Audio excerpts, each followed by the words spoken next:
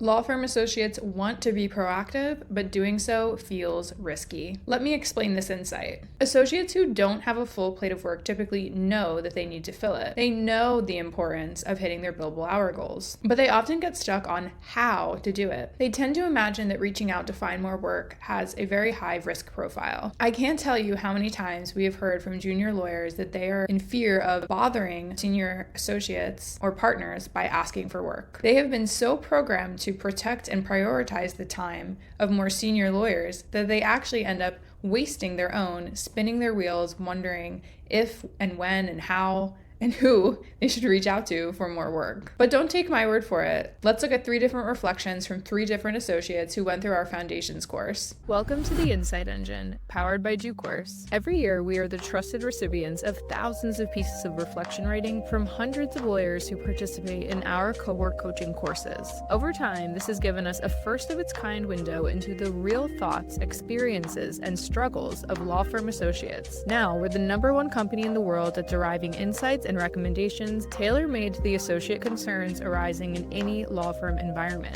Each week on the Insight Engine, we'll share a peek behind the curtain at what our associates tell us and offer our response. Thanks for tuning in.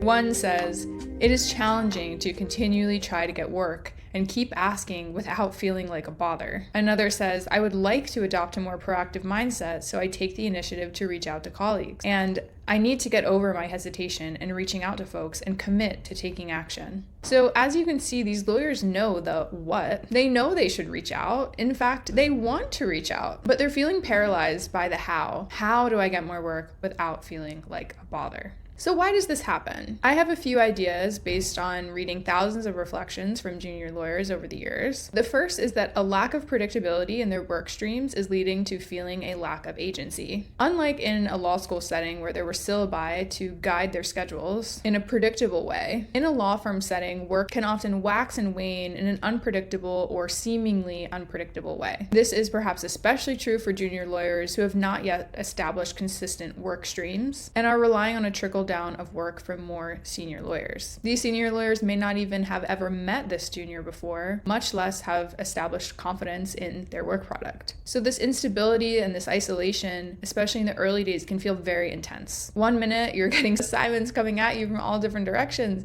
and the next you're getting ghosted, you don't have a full plate. It doesn't feel like a process you have agency in. So a common response is to just stop exercising agency altogether. Of course, this is a trap because the truth is that junior associates do have agency. They just have to be creative in how they exercise it, which is most likely not something that they're very used to from a school environment or from previous careers that work very differently than the internal operations of a law firm. This is a big part of what our Foundations course aims to demystify and resolve: how to feel agency in your workday when so much is happening to you. Second, there's the intimidation factor. There is unfortunately a very real level of fear associated with approaching senior lawyers. As I mentioned earlier, juniors are programmed to protect and prioritize the time of senior lawyers. It's commonly known that these lawyers are billing at very high rates, having close client contact, developing new business, managing teams, etc. All these important activities, which can naturally lead to juniors questioning, is there any time left over for little old me? This is another misconception that we try to debunk in our Foundations course, because it doesn't take into account that delegation and team integration